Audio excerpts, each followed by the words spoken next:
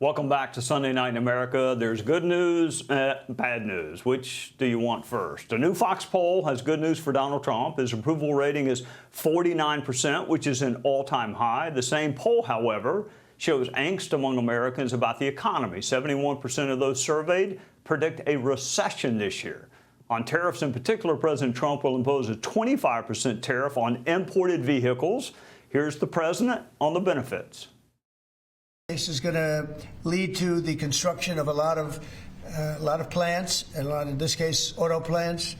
And you're going to see numbers like you haven't seen, both in terms of employment. Takes a little while.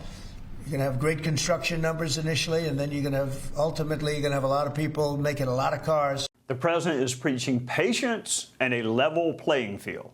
Tariffs have already been announced on Canada, Mexico, China for other goods, but auto tariffs could raise $100 billion in revenue. Here to navigate a complex economic and trade picture is O'Leary Ventures Chairman, Mr. Wonderful himself, Kevin O'Leary. Welcome, sir. The president says he wants a level playing field and more things made here. Can tariffs or the threat thereof do both? It can. Here's how it works. The best way to think about this and really dumbing it down, making it real simple is these tariff schedules in Canada, Mexico, and now 13 other countries. We've got a list of 15 coming out next week, 15 countries.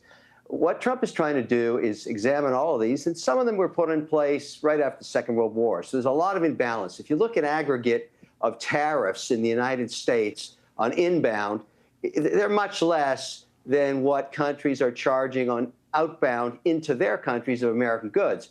So he's just saying, let's go reciprocal. Why don't you drop yours to zero, and I'll talk to Trump about dropping his to zero, and we'll both have zero, and we'll combine the economies. Now, that makes sense. I think this is one giant negotiation, Trey, and we're starting April 2nd.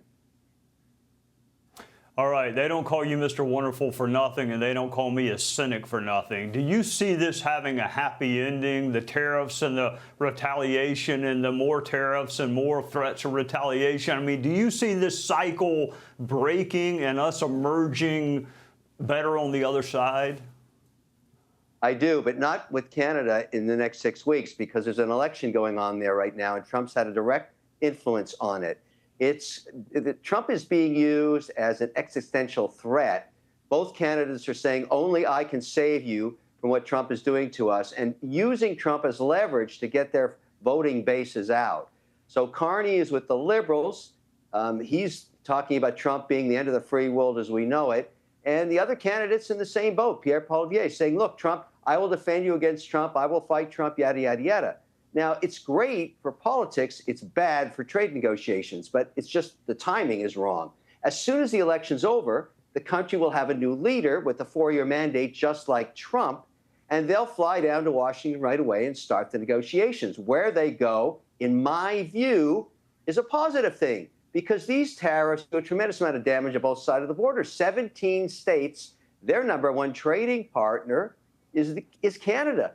And 75% of output of Canada is purchased by the United States. So there's no way. This is a marriage, and we're having a little tiff right now.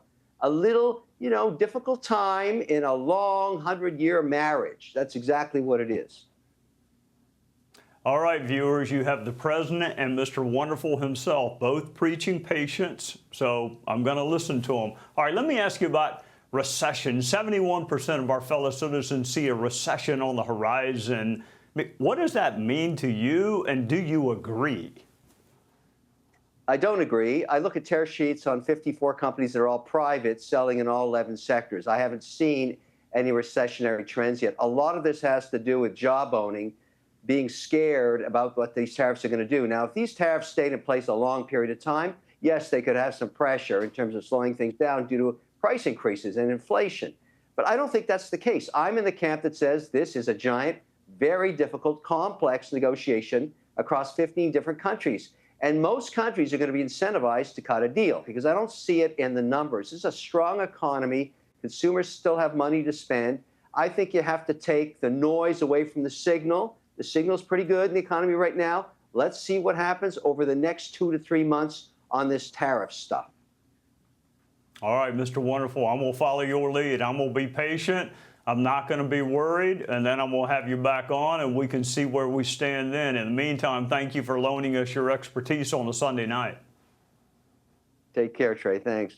Hey, Sean Hannity here. Hey, click here to subscribe to Fox News YouTube page and catch our hottest interviews and most compelling analysis. You will not get it anywhere else.